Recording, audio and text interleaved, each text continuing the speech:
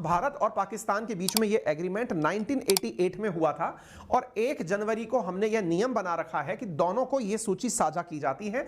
अब तक दोनों देश 32 बार एक दूसरे से अपनी ये जानकारियां साझा कर चुके हैं। यह भी तय हुआ है कि दोनों देश अपने दूसरे के परमाणु प्रतिष्ठानों पर किसी भी प्रकार का हमला नहीं करेंगे। ठीक है, वर्तमान में अगर हम न्यूक्लियर कैपेसिटी की बात करें तो भारत के पास 160, पाकिस्तान के पास 165 और चाइना के पास 350 न्यूक्लियर बॉम्ब हैं। भारत ने 1974 में पहली बार न्यूक्लियर बॉम्ब का परीक्षण किया था और उसके बाद से दोनों ही देश एक दूसरे के साथ होड़ में न्यूक्लियर बॉम्ब का विकास करते चले गए। ठीक है साहब। अच्छा, इतना ही नहीं, हम दोनों ने एक समझौता और भी कर रखा है 2008 से कि अगर कोई कैदी हमारा दूसरे देश में कैद है तो उससे मिलने के लिए काउंसलर एक्सेस भी देंगे और ऐसी स्थिति में हम हर साल 1 जनवरी और 1 जुलाई को एक दूसरे देशों को अपने जो नागरिक गिरफ्तार हैं उनकी सूचनाएं भी साझा करते हैं। एटमी संसाधनों के बारे में जो हमारी सूचनाएं साझा होने की जानकारी शुरू हुई, दैट वाज स्टार्टेड इन 31 1988 जब यह समझौता किया गया था और यह 27 जनवरी 1991 में जाकर के पूरी तरह ऑन टेबल आया था। ठीक है, 1 जनवरी 1992 को इसी समझौते के तहत हमने एक दूसरे से अपनी जानकारियां साझा की थी और हमने यह भी कहा था कि यदि बाई चांस समटाइम्स क्या होता है ना, जैसे किसी देश के अंदर रिएक्टर लीक कर गया, जैसे आपने बहुत सारी घटनाएं सुनी है, चेरनोबिल की घटना सुनी है, फुकुशिमा की घटना सुनी है। इन केस मान लीजिए कि भारत के अंदर कोई भी परमाणु रिएक्टर लीक हो जाए और उसके अंदर से रेडिएशन बाहर निकले तो आपको रेडिएशन निकालते समय निकलते की सूचना आपको पड़ोसी देश को देनी होगी, क्योंकि हवाएं या रेडिएशंस जो होती हैं उनको सीमाएं रोक नहीं सकती। सीमाएं तो केवल इंसानों की आवाजाही को रोकने का एक कारण बनी हुई हैं। हवाएं, मौसम, ये सब चीजें तो हवा के माध्यम से भी क्रॉस होती हैं। इसका अर्थ यह हुआ कि दोनों देशों को यह सूचना जिम्मेदारी से निभानी है। आपको मालूम होगा, इसी कारण से जब हम कोई मिसाइल परीक्षण करते हैं उसकी सूचना भी हम नोटम के माध्यम से देते हैं। हम नोटिस टू एयरमैन देते हैं कि भाई इस जगह से कोई भी ना उड़े, क्योंकि हम ये जिम्मेदारी से निभाते हैं कि कल को कहीं दुर्घटना ना हो जाए। तो ये वो एग्रीमेंट है जो मैंने आप लोगों को बताया और इस एग्रीमेंट के लिए जो जिम्मेदार लोग हैं उनमें राजीव गांधी जी और उनकी प्राइम मिनिस्टर बेनजीर भुट्टो शामिल हैं और इन्होंने ही मिलकर के इस प्रकार के निर्णय लिए थे। ठीक है, न्यूक्लियर कैपेबल हमारे पास में जो बैलिस्टिक मिसाइल्स हैं उनके अंदर पृथ्वी और अग्नि, ये दोनों मिसाइलें यानी अग्नि की अग्नि पांचों की पांचों और पृथ्वी मिसाइलें हमारी न्यूक्लियर कैपेबल मिसाइल हैं जो कि दुश्मन के क्षेत्र में जाकर के न्यूक्लियर बम गिरा सकती हैं। वहीं पाकिस्तान के पास में नासर, अब्दाली, गजनवी, शाहीन, शाहीन, गौरी, शाहीन, अब्दील और शाहीन, यानी इनकी शाहीन क्लास जो मिसाइल सिस्टम है वो न्यूक्लियर कैपेबल मिसाइल सिस्टम है, यानी कि वो मिसाइलों को न्यूक्लियर बम की तरह से छोड़ सकता है। ठीक है, अच्छा, इन दोनों चीजों को हम जब साझा करते हैं तो फिलहाल जो अपडेटेड सूचना है वो क्या है कि हमने अपने एक दूसरे के जो भी गिरफ्तार जो नागरिक हैं उनकी सूचनाएं भी साझा की हैं और उन सिलसिलों में हमने इनको बताया है। जैसे पाकिस्तान ने हमें बताया कि 434 भारत की जेल, मतलब पाकिस्तान को हमने बताया कि उनके 434 नागरिक भारत की जेल में बंद हैं, जिनमें से 339 नागरिक हैं और 95 मछुआरे हैं। और पाकिस्तान ने भी 705 भारतीय कैदियों की लिस्ट हमें शेयर की है, जिनमें से 51 नागरिक हैं और 654 मछुआरे हैं। मछुआरे भी नागरिक ही होते हैं। मछुआरे से अर्थ यह हुआ जो समुद्री सीमा क्रॉस करके उधर चले गए। बाकी जो लोग हैं वो लैंड क्रॉस करके उधर की तरफ गए हैं या फिर किसी भूमि माध्यम से उनको गिरफ्तार किया गया है ना। तो ऐसी स्थिति में दोनों ही देश एक दूसरे से अपने नागरिकों को रिहा करने की भी इसी लिस्ट के माध्यम से रिक्वेस्ट करते हैं कि भाई आप अपने अपने लोगों को छोड़ें और जो भी कानूनी कार्रवाई करनी है वो करें और आगे बढ़ें। ठीक है, परमाणु हथियारों को लेकर दोनों देशों ने अपने अपने नियम बना रखे होंगे, लेकिन फिलहाल के लिए जो भारत ने नियम बनाया हुआ है दैट इज इन 1999 कि हम कोई भी हथियार पहले उपयोग में नहीं लेंगे। इसे हम नो फर्स्ट यूज की नीति कहते हैं। अब बड़ा सवाल बनता है कि क्या कभी ऐसे हालात पनपे हैं क्या देश और दुनिया के अंदर या भारत पाकिस्तान के अंदर कि दोनों एक दूसरे के ऊपर न्यूक्लियर बॉम्ब छेड़ने की स्थिति में आ गए हों? जी हां, असल में हुआ कुछ ऐसा था साथियों कि आपको यदि याद हो तो कारगिल की जब घटना हुई थी तो कारगिल की घटना के दौरान 1999 में पाकिस्तान हार रहा था। पाकिस्तान हमसे हर बार हारा है। एक बार तो इतना बुरी तरह हारा कि इनके 93,000 सैनिकों ने हमारे सामने सरेंडर किया 1971 में जब हमने बांग्लादेश को अलग किया था। तो इस बार जब 1999 में ये हमसे हार रहे थे, कारगिल में जो इन्होंने कब्जे कर ली थी जमीन, उन्हें छोड़कर पीछे भाग रहे थे, 2 महीने के लगातार युद्ध में इन्हें लगातार मात देखनी पड़ रही थी। उस दौरान इन्हें लगा कि अब कहीं ऐसा ना हो कि भारत जो है वो खींचते खींचते पीओके पर भी कब्जा कर ले जाए, यानी कि वापस उसकी रिकवरी कर ले जाए। इस दौरान 1999 में इन्होंने अपने परमाणु हथियारों को अलर्ट पर डाल दिया था। यह सूचना हालांकि तुरंत निकलकर नहीं आई थी। वर्ष 2002 में अमेरिका की खुफिया एजेंसी ने इस बात की वो की थी, लीक की थी इस बात को, यानी युद्ध के 3 साल बाद CIA के एनालिस्ट हैं ब्रूस रिडल, उन्होंने बताया था कि अमेरिका की कूटनीतिक प्रयासों से पाकिस्तान ने परमाणु बम का इस्तेमाल नहीं किया था।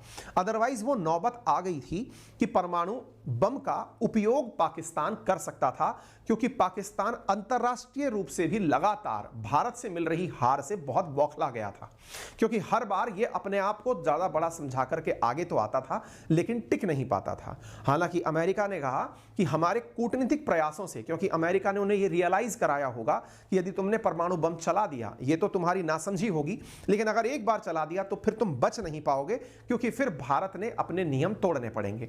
ऐसी स्थिति में हमने उस बम को रोका था। क्या और भी कभी ऐसी स्थिति बनी है?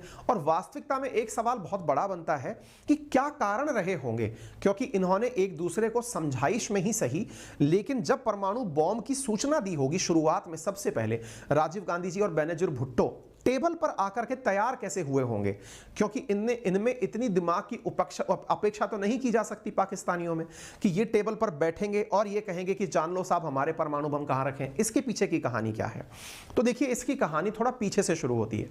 असल में एक बार की बात है, 90 के दशक में ही इजराइल ने इराक के परमाणु रिएक्टर पर बम फोड़ दिया था। दोबारा सुनिएगा, इजराइल ने इराक के एक निर्माणाधीन परमाणु रिएक्टर पर बम फोड़ दिया था, और उसकी जानकारी इराक ने दुनिया को दे नहीं रखी थी कि कहां पर उनका बम रखा हुआ है या फिर रिएक्टर। देखिए, रिएक्टर या बम दोनों में ही यूरेनियम का उपयोग होता है, दोनों ही पर्याप्त विध्वंसकारी होते हैं।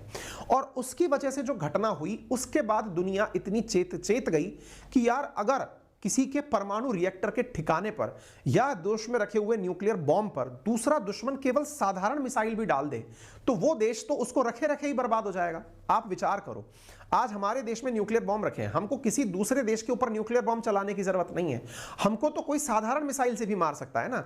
हमारे न्यूक्लियर रिएक्टर पर किसी ने उठा करके कोई मिसाइल दाग दी तो हमारा न्यूक्लियर बॉम्ब हम पर ही फट जाएगा, और हम पर फट गया तो हम ही खत्म हो जाएंगे। तो किसी देश को खत्म करते समय उसके न्यूक्लियर रिएक्टर को भी तो ठिकाना बनाया जा सकता है। आज हम लोगों ने जो S-400 मिसाइल डिफेंस सिस्टम खरीदा है, उसके पीछे का बड़ा कारण क्या है? उसके पीछे का बड़ा कारण है कि हमारे ऊपर होने वाले किसी भी मिसाइल हमले को वो बचा सके। और तो और, हम जब अपने न्यूक्लियर बॉम्ब्स को रखते हैं तो उन्हें पहाड़ों की तलहटी के अंदर छुपा के रखते हैं। हालांकि ये मुझे भी नहीं पता है कहां रखे हुए हैं, लेकिन जैसे फिल्में देखी जाती हैं या डॉक्यूमेंट्री देखी जाती है, उनसे ये पता चलता है कि जहां पर मिसाइलों का भी प्रथम बार में प्रभाव ना पड़े, हम इतनी सुरक्षित तरीके से उन्हें रखते हैं। समुद्र की गहराइयों में हम बॉम्ब्स को छुपा कर रखते होंगे, या फिर किसी अंडरग्राउंड क्षेत्र में, ताकि जहां पर मिसाइल गिरे तो प्रथम बार में उस पर असर ना पड़े। लेकिन न्यूक्लियर रिएक्टर तो धरती पर ही होते हैं और वो पब्लिकली होते हैं। न्यूक्लियर रिएक्टर में भी यूरेनियम होता है। अगर ऐसी घटनाएं हो जाएं जैसे फुकुशिमा में या चेरनोबिल में हुई थी, तो ऐसे तो कोई भी देश बर्बाद हो जाएगा। इसी को ध्यान में रखते हुए इस बात का सिग्निफिकेंस क्रिएट हुआ था, क्योंकि जब बगदाद के ऊपर ये चलाया गया था, उसका मिशन का ओरिसाक रिएक्टर था बगदाद के अंदर, तब इजराइल ने उस पर बम डाला था। यह था वो घटना 7 जून 1981 की। इनका प्लांट था ओसीराक के नाम से, इजराइल ने इनके ऊपर बम गिरा दिया था और बगदाद के पास में काफी बड़ा नुकसान हुआ था। क्या इसके अलावा भी कभी ऐसा हुआ है क्या कि साहब कभी हम लोगों ने ऐसी नौबत देखी हो? तो भाई साहब ऐसा कहते हैं कि भारत ने एक बार वर्ष 1987 में इतनी जबरदस्त तरीके से अपनी सेनाओं को तैयार कर दिया था कि पाकिस्तान की सांसें सूख गई थी।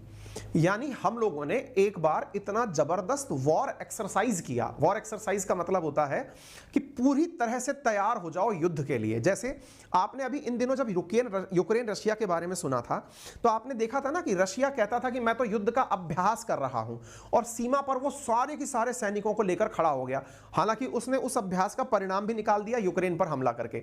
लेकिन भारत ने भी ऐसे 1987 और 88 के अराउंड किया था, उसने एक बहुत बड़ा युद्ध अभ्यास किया था।